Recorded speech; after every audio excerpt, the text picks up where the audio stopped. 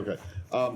So I just want to go back to the president's comments the other day about indiscriminate bombing, and then reports that have been coming out since the weekend about U.S. assessments of what the Israelis are doing with U.S.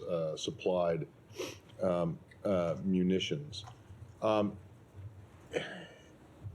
State Department clearly has a stake in this whole thing as part of the rest of the administration. And I'm still finding it hard to understand how it is that you guys have not at least come to some kind of preliminary conclusion as to whether you think these weapons are being used in the correct way, or if there are questions about that.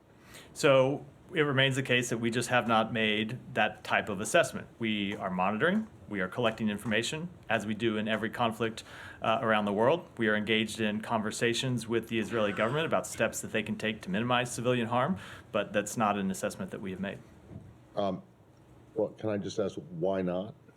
We're not at that point. We are collecting information. We are monitoring. At what point do you think it would be appropriate to make an assessment? So I am going to. What I will say is, others have already. Of course they have. We have I think a responsibility to be careful and deliberate when we make those kind of assessments, and we're not at the point yet where we have been able to state that with any degree of certainty. So you think it is still possible, or it not still possible, you think that it is possible that everything that Israel is doing with the weapons that you supply it is that is just not an assessment we have made. We have been in conversation with them. Yeah. I'm asking you, do you think that it is possible that there haven't been any, they haven't violated any of the end user agreements? There is no way I can sit here from this podium in the middle of a conflict in which they have taken a number of airstrikes, they have engaged on a ground invasion, and make an assessment about how every single action that they have taken was conducted. There's just no way I can do it. I don't have the facts to do that. I don't have we don't have the legal determination to do it. These are always very fact-specific legal determination. As I said, we're collecting information and monitoring as we do with any conflict around the world, but just not at the point where I can make an assessment. I get that you haven't made a determination, but what I'm asking you right now is that because you haven't made one, is it still possible in the eyes of the administration that everything that Israel is doing is perfectly legit? Again, I just don't want to. I don't want to speculate about where we might land on every strike, every action that has been taken. We are at the place now where we're collecting information and monitoring, but not able to make an assessment. There's legislation that's been if it hasn't already been, it's being introduced on the Hill today that would require you to make such a determination. Is that something that you think is necessary, or is it something that you will make at some point whenever you find it appropriate, that you will make a determination, either yes, they are complying, or no, they're not complying, or somewhere in the middle? Yeah, I haven't seen that legislation yet, so I can't comment on it. Last one, I just wanted to ask about Kerem Shalom and the aid. Is it your understanding that it is still only open for inspections and it has not yet been opened as an actual route? That is my understanding. It's open for inspections, not for a route. We continue to push for it to be open and hope that we will achieve that. Okay, thank you. Mary. Can I get into the details of this collecting information a little bit, Matt? What kind of information are you guys collecting exactly? I'm just not going to speak to that with any degree of specificity, other than to say that we are doing the same thing in this conflict that we do with respect to any conflict in the world, around the world. Okay, which is we monitor what's happening and collect information, but I'm not going to get into what would that process look like? Are you looking at sort of how Israel is carrying out the airstrikes, the ground offensive? Is it only the military conduct, or does it include things like, for example, these Gazan men who were stripped down to their underwear? Does that include those kinds of incidents as well? I just don't want to get into our internal deliberative process, other than to say that we follow the same actions with respect to this conflict, as I said a moment ago, as we do with every conflict in the world. We engage in conversations with our Israeli government or with our Israeli counterparts about things that we think they can do better. We've seen them make progress on a number of areas. And when we have concerns, you often see them speak to those concerns publicly, as we did with respect to those images of detained Palestinian men. With our Israeli government. I said counterparts. You tried getting up here and I wouldn't want to do it. yeah. Go ahead. Thanks, Matt. I wanted to ask about my colleagues' reporting on the use of dumb bombs in this conflict. How does that square with the repeated statements we've heard from this building that Israel is taking steps to protect civilians, that they do have the intent to protect? So I'm just not going to comment on how they are using any specific weapon. Obviously, the circumstances the circumstances of how any weapon are used would be required to draw any kind of definitive judgment. There are different ways you can use any number of munitions. It's not something I can do from here, but I will reiterate that we have these conversations with our Israeli counterparts at a range of different levels and talk with them about steps we think they can take to minimize civilian harm. We've seen them take some of those steps. There are always things that we think that they can do better, and we'll continue to engage in conversations with them to that effect. And the Israelis said that Gallant told Jake Sullivan today that they intend for this offensive to carry on for several more months. Is that something the U.S. sees as acceptable? I am not going to talk about what the Israeli government may or may not have said in that meeting. I will let the NSC speak to it. I will say to the broader question that we have engaged in conversations with them about the duration of this conflict. We don't want to see it go on any longer than is necessary. We want Israel to be able to accomplish its legitimate military aims, which is to ensure that the attacks of October 7th can never be repeated. But beyond that, I will leave it to the NSC to talk about. Is it the U.S. assessment that it would be necessary for this to carry on for many more months? I am not going to make an assessment of how long it will take for them to accomplish their military objectives. That really is for them to speak to. But we do want to see, of course, the conflict or their military campaign executed in a way that minimizes civilian harm and allows humanitarian assistance to get in, humanitarian assistance to reach those who need it, and that, of course, is what we're discussing with them all the time. And last one, given the president's comments the other day about the waning support for Israel given this indiscriminate bombing, is the U.S. position that it would be tenable to support Israel at the same pace that you are right now for several more months? So again, you're asking me it wasn't the way the question was framed, but to answer that question, I've got to speculate about how long the campaign would go, and that's just not something I'm willing to do. Hey, go ahead. Thank you, Matt. Just to follow up on Matt and Homer's thing on the review that you're doing. Don't you need to do that in conjunction with the weapons transfer? I mean, as you are transferring weapons right now. Shouldn't you be doing this according to law as you send the weapons? So there are rules and conditions that attach to any weapons that we transfer to any government in the world, not just Israel. And one of those requirements is that, and expectations, is that they act in accordance with international humanitarian law. Right, but you don't have to wait until such time that you've accumulated all that information to say, we cannot send this weapon. You have to do it, as I understand it, I may be wrong, exactly as you send these weapons, and you are in the process of sending lots of weapons. And we are constantly in conversation with them about ensuring that those weapons are used in accordance with international humanitarian law and the laws of war. I have a couple more. Now, when the president says indiscriminate, he knows what he's talking about. This is just not just a casual expression on his part, is it?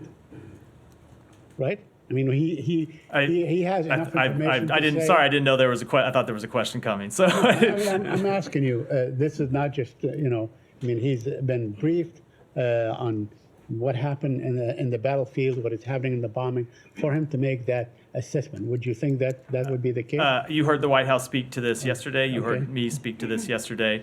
And what I said is, while the White House will speak to his specific comments, and they have, what I believe he was referring to was the impact of the large-scale bombing campaign, that even when the intent is to minimize civilian harm, you can end up with results where far too many civilians are killed, which are the results that we've seen. And and as you've heard the Secretary say, we have engaged in conversation with them to try to narrow the gap between their intent and the actual results on the ground.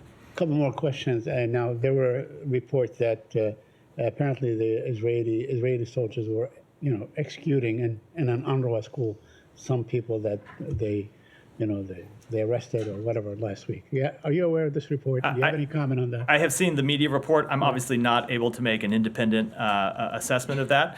I will reiterate what I have said, which is that it is important that Israel conduct this operation in a way that complies with international humanitarian law, that complies with the law of war. It's essential that when there are allegations of wrongdoing, that Israel look into those and investigate those. But I'm not able to confirm the reliability or veracity of that particular report. And lastly, I promise, you said that you understand Israel's goal at the end to disallow Hamas from committing whatever. Yeah. Do you believe that it is getting close to that goal? I mean, do you have like any kind of, do you envision a timetable that Again, this is happening? Sorry, I didn't mean to interrupt. If you're done. Sure. Sorry. Yeah. This is Israel. Again, this is Israel's military campaign. Right. They're the ones conducting the campaign. It is up to them to make assessments about how long it will take and where they stand in accomplishing their goals. Because the reason I ask this is because the defense minister today told Mr. Sullivan that this can go on for months, many more months. And I will let the NSC respond to those conversations, as I said, in response to the question from Jennifer. Follow. Alex, go ahead. Thank you, Matt. Can I get your comments on some of the comments that Putin made today, particularly him talking about U.S. support for Ukraine, saying that gradually it's quote-unquote running out. How concerned are you by the fact that delaying aid to Ukraine might appear to have encouraged Putin, and even worse, have emboldened their actions in Ukraine, given the latest attacks? Let me say a few things about that. So, number one, I think what President Putin confirmed today was that despite his military suffering hundreds of thousands of casualties, despite the crippling of the Russian economy, despite isolating Russia internationally and making himself an international pariah as a result of this conflict, his war aims have not changed in any way. He still wishes to conquer Ukraine. He still wishes to subjugate Ukraine. And nothing that he set out to accomplish in this campaign has he given up on, despite the fact that his army has been rolled back from their initial objectives, despite the fact that, as I said, they've suffered a multitude of battlefield defeats. He still has all the same war aims that he had from the beginning. The second thing I'll say is that you heard President Putin, I believe for the first time, confirm something that we have said. You have heard us say from the beginning of this campaign that Vladimir Putin's bet was that he could outlast the West, and that the West would weaken, the West would stop supporting Ukraine, and that Russia would still be there ready to fight, and he just had to outlast us. We have said that from the beginning, that was his assessment, but I don't believe that until today he had actually ever come out and said it. And so what I will say is, for the part of this administration, we have made clear that we believe that bet is wrong. And we believe that he will not outlast the West, and he will not outlast the United States of America. And now it's up for the United States Congress to prove that that bet is wrong. Thank you. Separate topic. Any comment on the...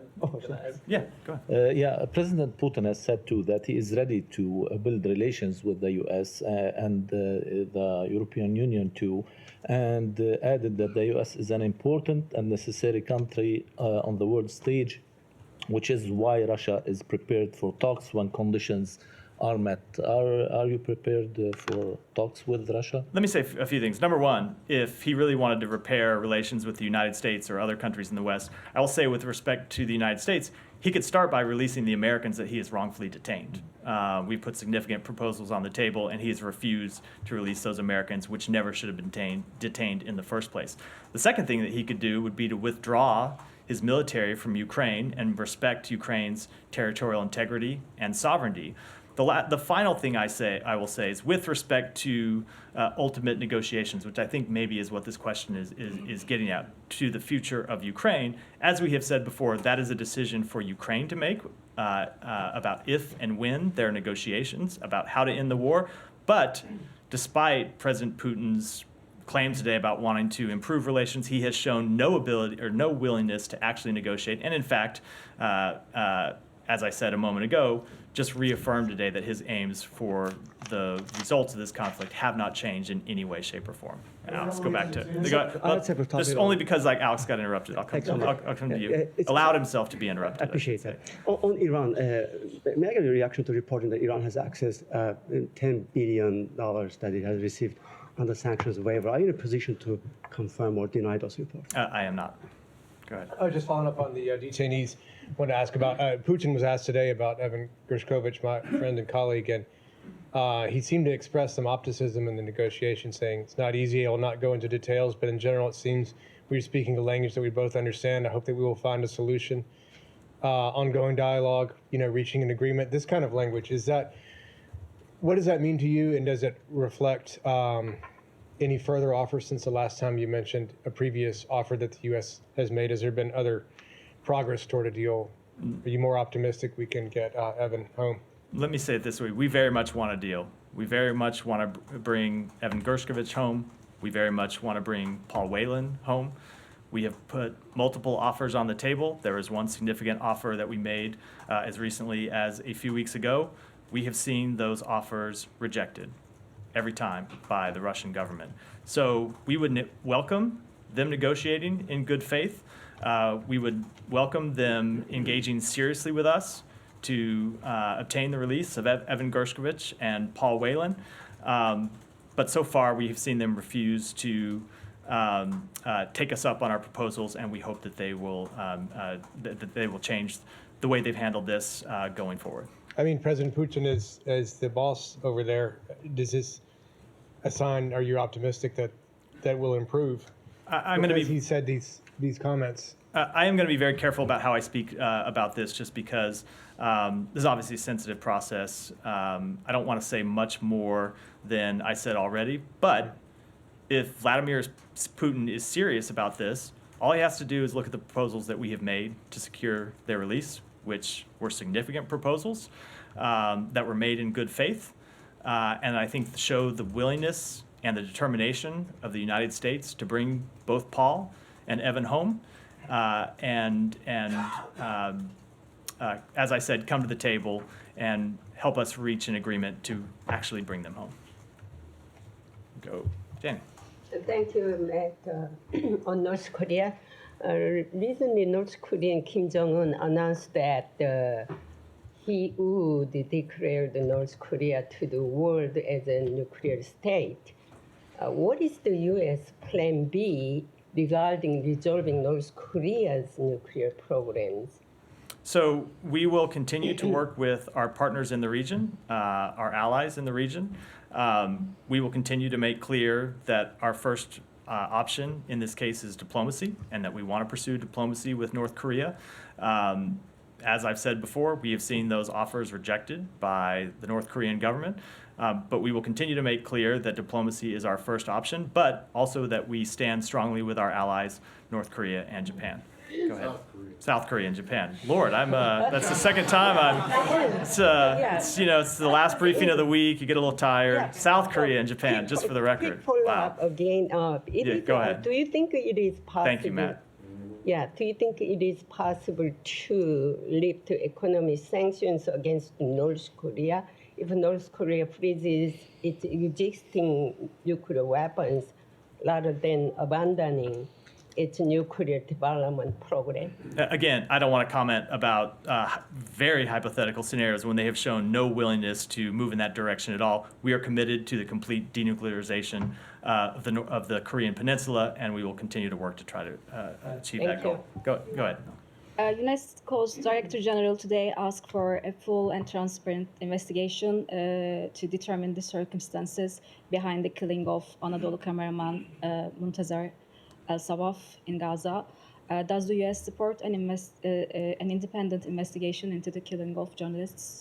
So I will say that we have spoken with this. I'm not going to speak about that specific report because I don't know the circumstances in which that journalist was killed. I have said from this podium before, when we have seen reports of deaths of journalists in this conflict, we have engaged with the Israeli government. They have said that they would conduct an investigation. We think that's the appropriate step to take. But what would you say about an independent investigation? So I'm not going to. I don't know what independent investigation he's proposing or who he's proposing to conduct that investigation. So I wouldn't want to speak to it from here. But I will say we always support getting to the truth. If a journalist is killed, if a civilian is killed, and if appropriate, we support accountability. And have you seen the video of Israeli soldiers recording themselves reciting Jewish prayers inside the mosque in Jenin? And do you have any reactions to that? I did see that video. That's obviously not appropriate.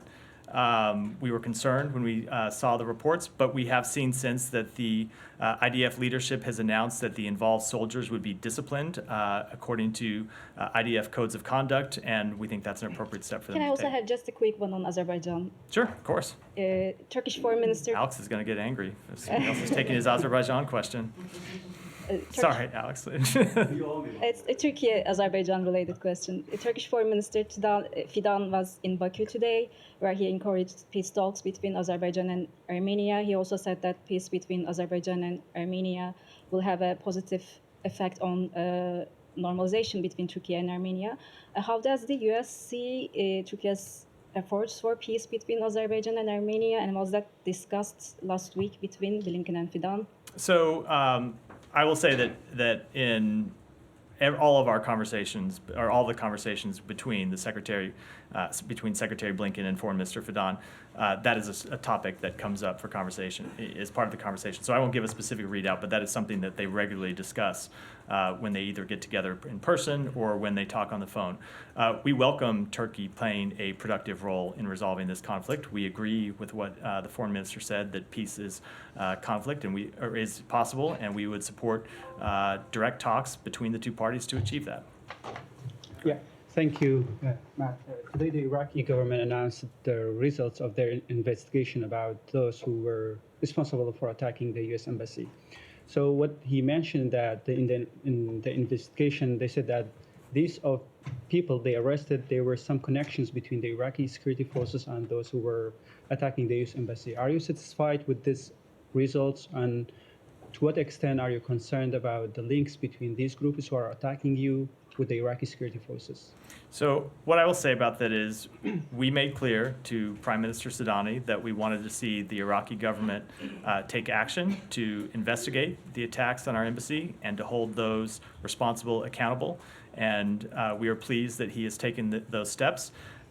If the Iraqi government finds that there were others involved, of course we would support additional steps to hold those responsible accountable. And the last question, today you and the UK jointly announced some sanctions on the Iranian Quds Force and also Hamas. And does that mean that Iranian Revolutionary Guards are trying to get involved in the war between Hamas and Israel? So those specific sanctions were introduced by the Treasury Department, and I'll defer to them to speak to them. Go ahead. Thank you so much. I have two questions, one on Bangladesh and another on Israel and Palestine. Wave of arson attacks on buses full of passengers and trucks, displacing rail tracks, petrol bombing train coaches during blockades, witnessed bus helpers burnt alive with scored injured to derail the election. Does U.S. consider such action undermine the prelude to free and fair election in Bangladesh? So you have heard me say consistently from this podium that we want to see free and fair elections held in Bangladesh, and one of the components of a free and fair election is that that election be conducted without violence. Thank you so much about... Just before you interrupt, and I already said somebody else is going next, so go ahead. Go ahead, finish. Oh, sorry. Thank you. About the only one-line question that U.S. support two-state solution. Do you have any timeline for that? Because it's going longer and longer, about 70 years. Any timeline from U.S. from today? I think it would be incredibly foolish of me to try to give a timeline for that from here. I will say we are in the middle of a military campaign right now. The Secretary has laid out some principles that he thinks ought to be adhered to at the end of that conflict as it relates to a path forward. And one of the principles he has said is that we need to get back on a path to the establishment of an independent Palestinian state. Go ahead. Thank you so much. Yes. Yeah. Regarding the future of Gaza, during the transition period, PA is not ready to manage the situation in Gaza. Why don't elections be held and the Palestinian people decide by themselves who will represent them and who will rule them? So we of course support elections we support elections for the Palestinian people to decide their leadership, as we do for people around the world. We're in the middle of a conflict right now. You obviously can't have elections in the middle of a conflict where people have a difficulty even moving around to get access to food and water and medicine, let alone exercise their right to vote. But of course, as part of a transition moving forward, we do support elections, as we do everywhere in the world. But Go ahead. Thank you. Mark Stone from Sky News. Following on from what my colleague said just now about the two-state solution, the Israeli ambassador to the UK made quite clear yesterday to Sky News when we spoke to her that the answer is absolutely no to a two-state solution. She echoed remarks the day before by, I think, the Israeli communications minister, who said, "We live here, this is our country, there will be no Palestinian state here. We will never allow another state to be established between the Jordan and the sea."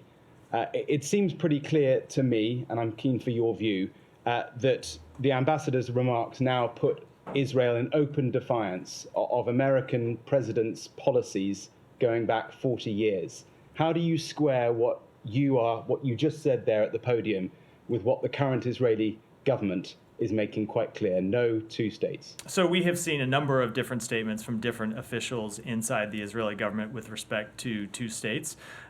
We are going to continue to be clear about what our policy is and what we think is the appropriate policy going forward. And I say this as an appropriate policy, not just in the interests of the Palestinian people, but in the interests of the Israeli people and in the interests of the long-term stability and security of Israel.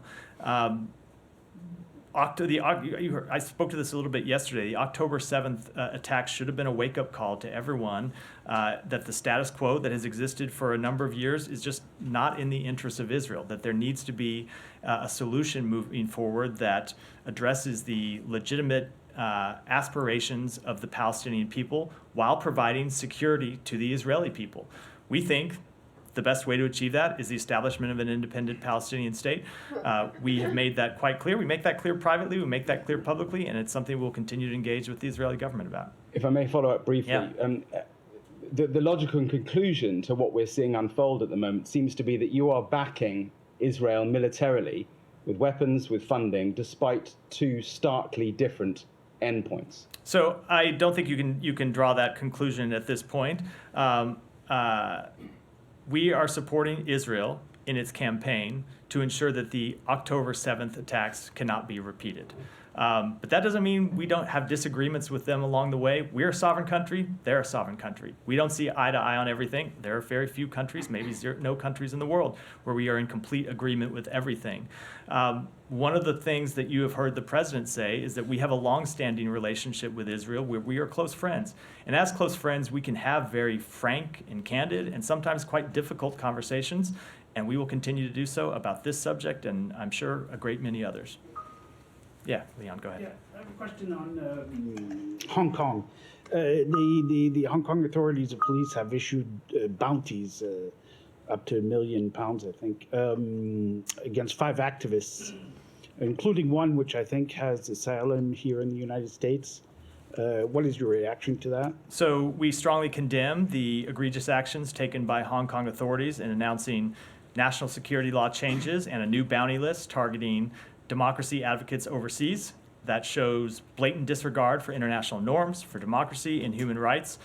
We deplore any attempt to apply the Beijing-imposed national security law extraterritorially and reiterate that Hong Kong authorities have no jurisdiction within United States borders, where the advocates for democracy and freedom will continue to enjoy their constitutionally guaranteed freedoms and rights.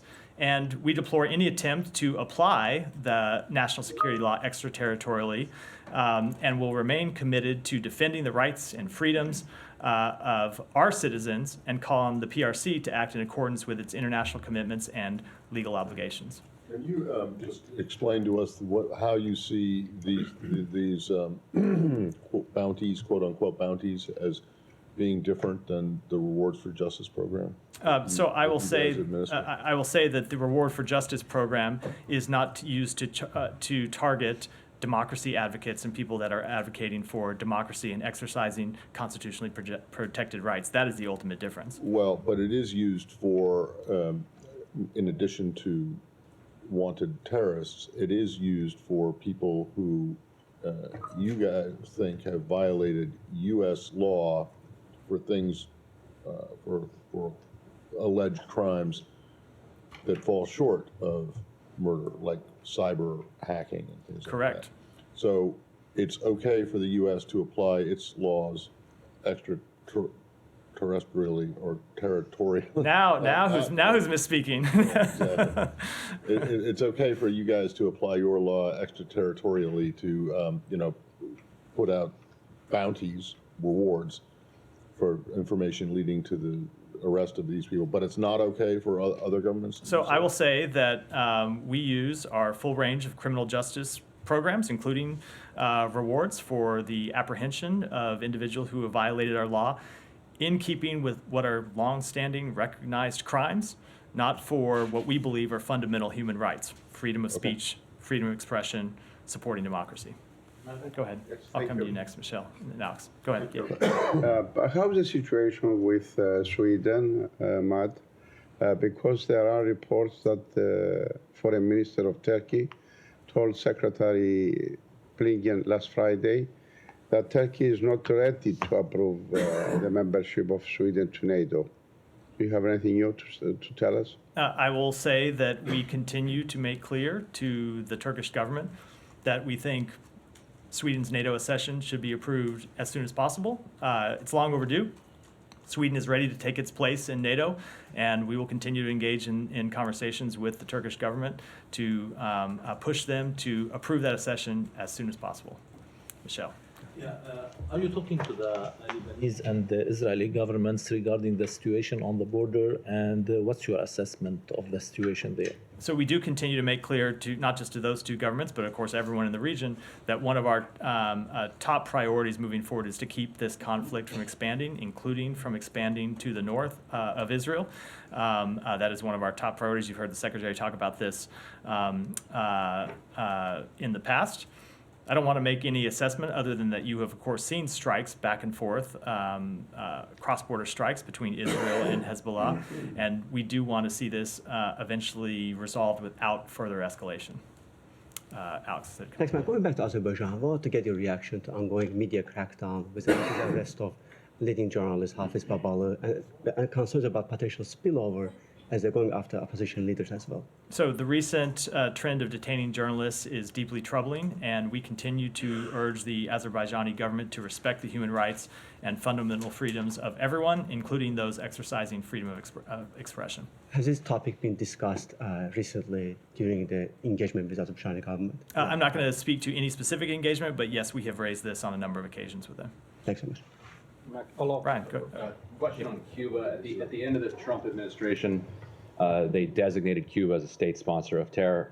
Last week, in a briefing with Congress, the State Department told members of Congress that they have not even begun a review of whether Cuba should be removed from the state sponsor of terror list. As you know, there's been 450,000 migrants that have flown out of Cuba over the last 2 years. The economy has been decimated as a result of this designation. Why hasn't the review begun? So I'm not going to speak to either an internal deliberative process here inside the State Department or our conversations with members of Congress, though they, of course, are I'm in the middle of answering someone else's question right now. You might maybe hold for just a second. As we have said previously, should there be any rescission of the state sponsor of terrorism status, it would need to be consistent with a specific statutory criteria for rescinding that determination. Any review of Cuba's status on the list, should one ever happen, would be based on the law and the criteria established by Congress. But the President and Secretary Blinken remain committed to the policies that we have advanced that will advance the democratic aspirations of the Cuban. But there's a 6-month statutory requirement, as you know. Is the administration nervous that you will run out of time in this term in order to make a decision if you haven't started the review yet. So again, I don't think I can answer that with violating what I said I wasn't going to do at the outset, which is comment on internal deliberations. So go ahead. Question. Thank you, Matthew. In a congressional hearing yesterday, multiple victims shared about violence they experienced during the APEC summit in San Francisco, believed to be orchestrated by agents of the CCP. One person had bruises and cuts around his eyes and lips. How concerned is the U.S. about such possibly state-sanctioned violence, and what measures do you think can be used to protect Chinese dissident groups? And then I have another question. So we are always concerned about acts of violence. We support freedom of speech in the United States. When we see acts of violence, we make quite clear to other governments that they're inappropriate. And beyond that, I would refer with respect to these specific reports to local law enforcement. And on the issue of transnational repression, would the State Department support a measure to cancel student visas of those who spy on their fellow Chinese students, critical of the CCP, which was brought up in yesterday's hearing? Again, we'd have to see the specific details of it and examine it. I'm not in a position to do so here. Thank you. Thank you. Hungarian Foreign Minister Peter Szijjártó recently said that during their meetings in Brussels, NATO foreign ministers admitted that Ukraine's counteroffensive had failed. Do you share this view? No, we do not. And I was at those meetings of the foreign ministers in Brussels, and what I heard, and you heard some of them say this publicly when they came out and talked, was an assessment that Ukraine has continued to achieve successes in the battlefield. Those successes include wiping out a great deal of Russia's Black Sea fleet and reopening a channel for grain to be exported from Ukraine, something that the Russian government had tried very hard to block. So no, I do not share that assessment. One more? Yeah, one more, go ahead. And you just said that Russian economy is crippling because of the sanctions and so on and so on. And at the same time, Bloomberg recently reported that Russia will end this year with a surplus of 75 billion, while the United States economy will add 2 trillion in deficit. Do you really believe that Russian economy is crippling now? So that is not the only way to judge the relative health of the economy, and I think you look at the relative health of our economy and Russia's. I will, my colleagues at the Treasury Department should really speak to that, but I think it's not a comparison the Russian government would like. And yes, we have seen the Russian government or the Russian economy crippled across a number of different sectors as a result of the sanctions and the export controls that we have imposed. Does that mean that we don't? Does that mean that it's time to step back and abandon Ukraine because they're ready to move forward on their own? No, it means we need to stay the course and continue to supporting them, because despite the effect that our sanctions and export controls have had on the Russian economy, President Putin has chosen that he will continue to use everything at his disposal to fund the Russian war machine. We'll continue to send Russian soldiers to their deaths, their tragic deaths in Ukraine. And so it means, from our perspective, that we need to stay committed, and we hope the United States Congress will be there. Go ahead. The European Union Council President announced that the EU has agreed to open accession negotiations with Ukraine and Moldova. Can you give us your reaction to that? So I'm not going to comment specifically because that is a decision for the EU and its member states to make, but we do broadly support countries in Ukraine and other countries' European aspirations. And I think we'll end there. Thanks, everyone. You have some? Yeah. One more. It is far afield on Cambodia. Yesterday, a bunch of senators and members and House members sent a letter to the Secretary about political prisoners in Cambodia, and in particular raised the case of Terry Seng, who I've asked about in here before. Has there been any progress made on whether she will be declared wrongfully detained? There has not. So still a case that's under review. Okay. But we do continue to urge her release. And then in the meantime, do you have any specific reaction to this letter that was sent about, which included not just her but others? No, I've seen the reports of it, but I haven't reviewed it in detail or discussed it with anyone. Thank you. Thanks, everyone. Thank you.